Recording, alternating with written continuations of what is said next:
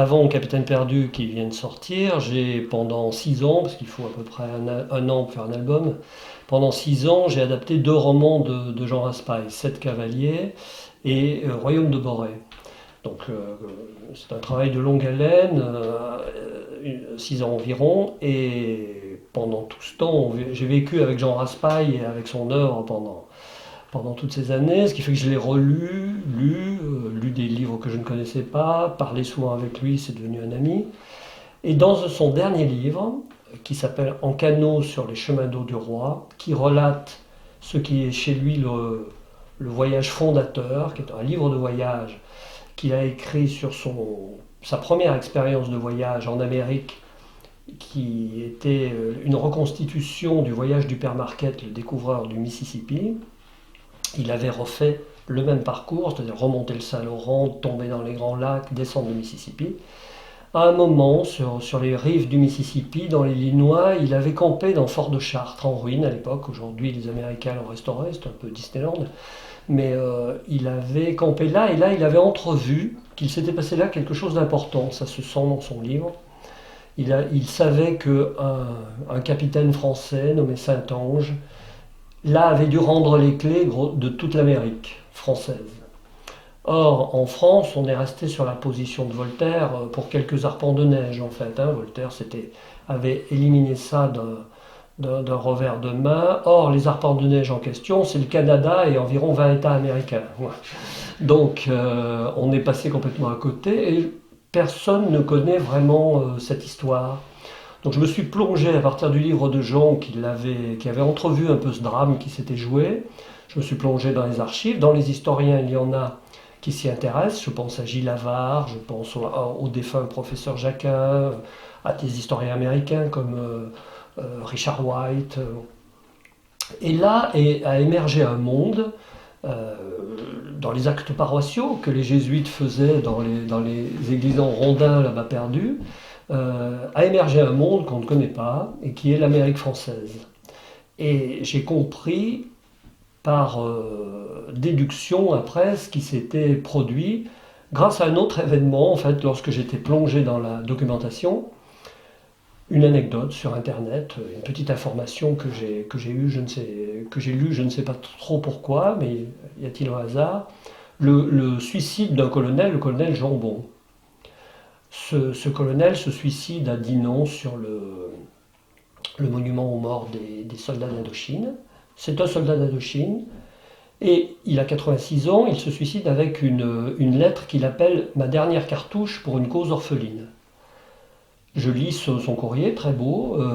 En fait, il veut témoigner une dernière fois par ce geste de ce qu'il appelle sa part de honte. C'est-à-dire, il est là-bas, perdu en Indochine, dans les montagnes du Laos, avec les Hmong. Alors les Hmong, les jeunes générations les connaissent un peu, parce qu'ils sont dans le film de Clint Eastwood, Grand Torino. Voilà. Et ils ont après les années du colonel Jambon, eu des péripéties toutes plus difficiles les unes que les autres. Et lui n'a pas supporté de devoir abandonner ces gens au milieu desquels il vivait, alors que la raison d'État lui disait, mais maintenant on les laisse.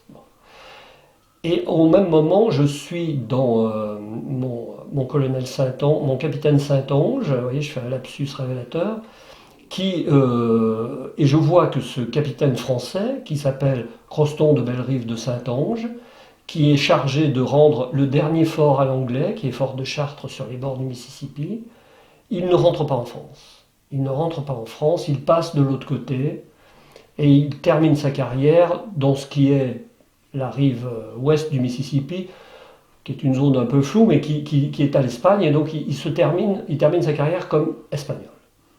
Je me dis, c'est quand même curieux, cette vieille noblesse française qui est là-bas. Et je comprends qu'en fait, l'ancêtre du colonel Jambon s'appelle Saint-Ange, et que lui aussi n'a pas supporté d'abandonner non pas ses Hmong à lui, mais qui sont ses Indiens illinois, et qui sont là-bas sur les bords du Mississippi et dans les forêts américaines. Et que ce héros-là, ce capitaine-là, est l'ancêtre du colonel Jambon, mais aussi du colonel Charton qui refuse d'évacuer Kaobang comme on lui le demande et qui emmène toute la ville à travers la RC4, de Élie de Saint-Marc qui est traumatisé par ses Tonkinois, etc. Et j'ai compris que l'aïeul de tous ces capitaines-là, il était là-bas sur les bords du Mississippi. Et je me suis, après, on a très peu d'informations sur lui, hein, donc j'ai fait acte de création avec son histoire, mais la filiation m'a paru une évidence.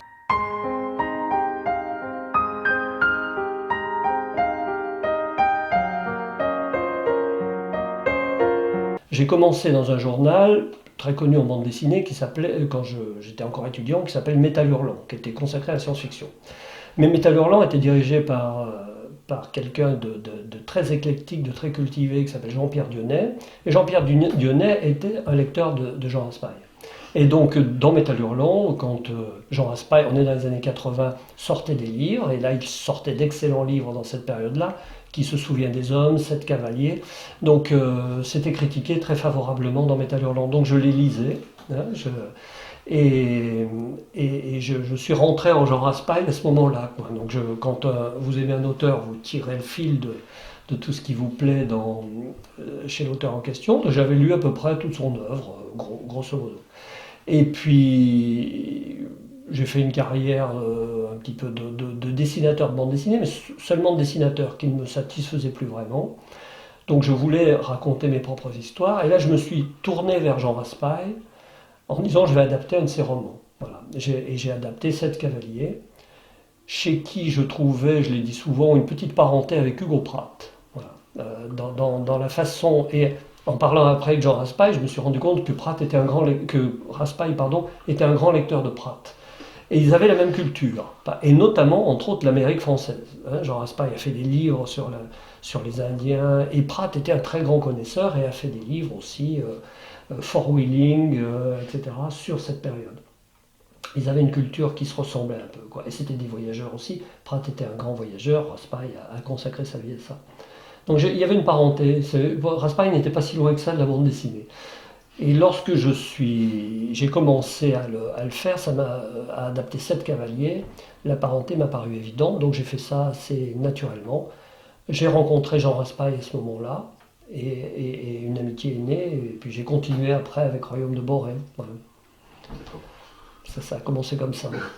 Alors tout à l'heure, vous nous avez raconté que en plus, vous aviez une certaine parenté, non pas avec Jean Raspail. C'est amusant parce que je suis rentré dans Jean Raspail par un livre qui est, ce que moi je considère comme son plus beau livre, qui s'appelle Qui se souvient des hommes.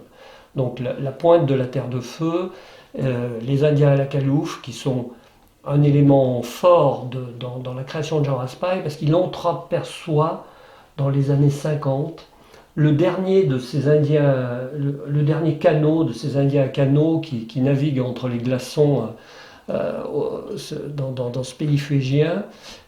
Il les aperçoit, il en fait une description précise, il entre en contact pour leur distribuer un peu de nourriture, je crois. Donc, et cette image le marque profondément, c'est-à-dire ces gens qui sortent il y a 2000 ans en arrière, quoi, voilà.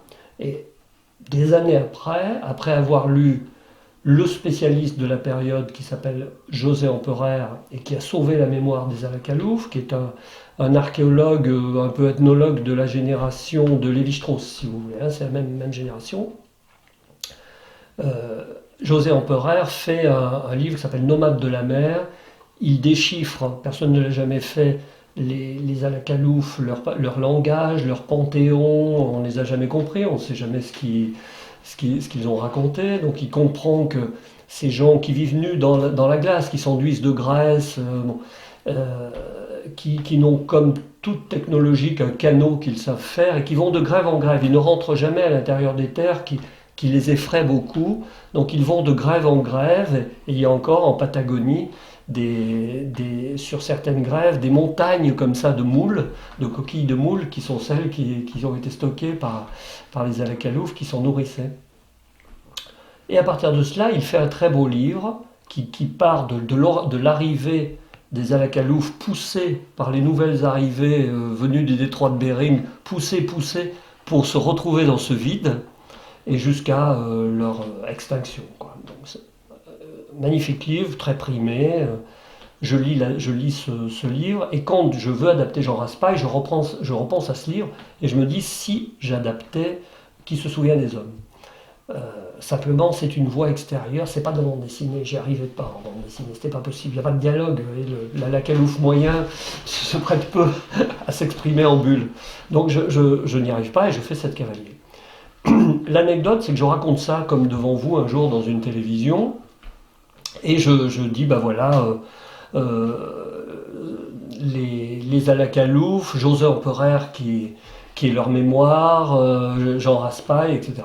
Et en sortant de cette télé où je suis avec Jean Raspail, il faut savoir que Jean Raspail est de cette région. Nous sommes là, vous venez me visiter dans la Drôme.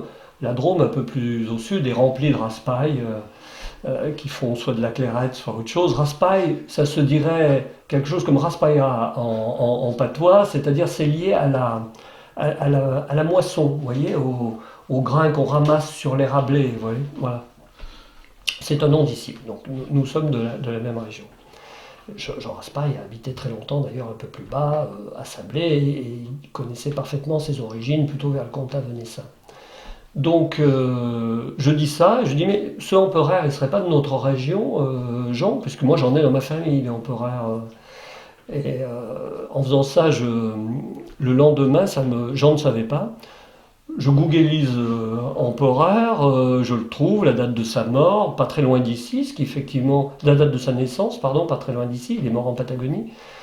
Et puis, je ne sais pas ce qui me prend, je vais sur Généanet, je mets son nom, je le trouve, il y a une fonction ascendant, je clique sur ascendant, sa généalogie devient la mienne. Vous voyez, la boucle était bouclée. J'étais rentré en Jean Raspail avec José Empereur et j'avais bouclé la boucle. Donc ces planches-là, qui ne sont pas parues encore, c'est Capitaine Perdu, tome 2. Ça, c'est la première planche de Capitaine Perdu.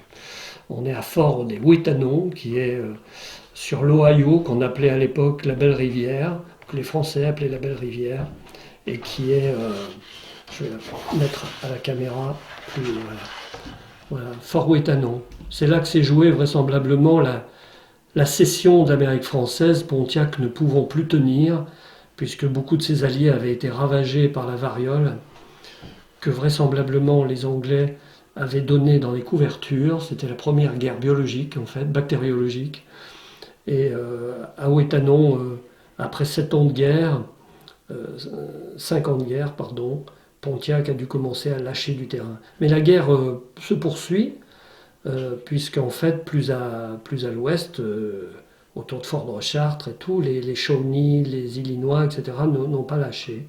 Donc la guerre se poursuit. Comment arrivez-vous à vous documenter sur...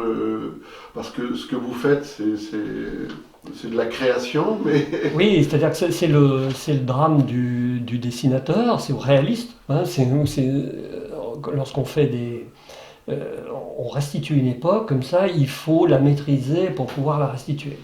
Donc là, c'est assez... Sur des périodes comme Capitaine Perdu, c'est pas simple, parce qu'effectivement, entre les Indiens Kickapoo, Mascoutins, Miami, où on n'a pas toujours la documentation nécessaire. Alors, il faut plonger là-dedans, il faut lire d'abord beaucoup les historiens, il faut... les paysages, bon, on imagine, ça se trouve, mais les uniformes, pour les militaires, ça va. Ma plus grande difficulté, ça a été les Indiens, parce qu'effectivement, il y a une diversité, il faut bien dire qu'on a perdu, qu'on a perdu. Alors, il y a quelques musées qui ont de belles documentations, mais c'est pas le plus évident. Je voudrais dire une chose sur les Indiens, c'est que ce monde français, il survit. L'historien Gilles Havard a une très belle formule, il dit c'est un monde fantôme. Et ce monde fantôme, il survit, sa mémoire est surtout chez les Indiens aujourd'hui. Les Américains, on le sait, surtout aujourd'hui où on est une colonie américaine, les Américains ne regardent pas beaucoup derrière eux, peut-être parce que c'est pas tout à fait regardable non plus, hein, mais ils ne regardent pas beaucoup en arrière, le passé ne les fascine pas, alors que les nations indiennes, qui sont réparties comme ça des grands lacs jusqu'au contrefort des Rocheuses, les anecdotes fourmillent de gens qui, quand vous les croisez, ont des noms français et qui vous disent encore I am a Frenchman, ou je suis un Français. Voilà. Donc ça, c'est assez touchant sur ce monde-là. La mémoire des Français est chez les Indiens. Les Français, d'abord, étaient très métissés. Donc ils épousaient, je sais que je cite souvent cette année-là, mais 1760, à Fort de Chartres, 20 baptêmes, 16 ont une mère indienne pure. Voilà. Donc un Français, ça ressemble beaucoup à un moment à un Indien. Et comme le monde anglo-saxon est arrivé, qui les a submergés, les a donc traités comme des Indiens, donc ils sont allés du côté de la mer. Voilà. Et c'est pour ça que cette mémoire est transmise chez les... On ne regarde pas souvent l'info en France, on regarde pas ça, nous non plus, nous ne regardons pas. Hein. On n'aime pas avoir été colons, donc voilà une colonisation qui est revendiquée, puisqu'en fait, au moment où les Français s'en vont, les Indiens se lèvent, se dressent contre les Anglais, font la guerre et la font très bien, parce que suite au traité de Paris 1760, ils mettront 5 ans pour arriver à Fort de Chartres. Et à part une petite anecdote un peu violente qui fait que l'émissaire est prisonnier, menacé d'être tué, l'émissaire lui-même pense qu'il n'aurait jamais pu arriver au bout s'il n'y avait pas eu cette espèce de rixe. Donc les Indiens empêchent les Anglais d'aller plus loin, mais les Indiens se battent sous le drapeau à fleur de lys, et Pontiac, qui mène la révolte, se bat en grande tenue des compagnies franches de marine de Louis XV. Voilà, alors, bon, on regarde rarement ça, mais je trouve que c'est assez important. Néoline, le prophète de la Loire, dit il faut rejeter tous les Blancs à la mer, sauf les Français. Les Français vivent avec nous. Voilà. Donc c'est une espèce c'est un monde particulier qui s'était créé. D'accord. Oui. Voilà. Donc, que l'on ne connaît pas. Quoi. Oui. Donc les colons français n'étaient pas si mauvais que ça. Mais ils étaient mêlés. Voilà, ils étaient mêlés. Les villages sont mixtes. Ouais. C'est le contraire absolu du monde anglo-saxon qui fait qu'on ne peut pas même voisiner. Ouais. Donc on invente ensuite des solutions pour vivre ensemble, parce qu'on ne peut pas supporter l'autochtone ou celui qu'on a importé qui est noir après. Donc on invente le communautarisme, qui est un système pour arriver à vivre ensemble. Et puis après on invente dans les universités américaines le politiquement correct, comment on en parle. Voilà. C'est ça le système. Mais revenons à la période française, qui n'a rien à voir avec tout ça, et qui est le contraire absolu de cette période-là, puisqu'en fait, ils vivent ensemble et ça ne leur pose pas de problème. Voilà.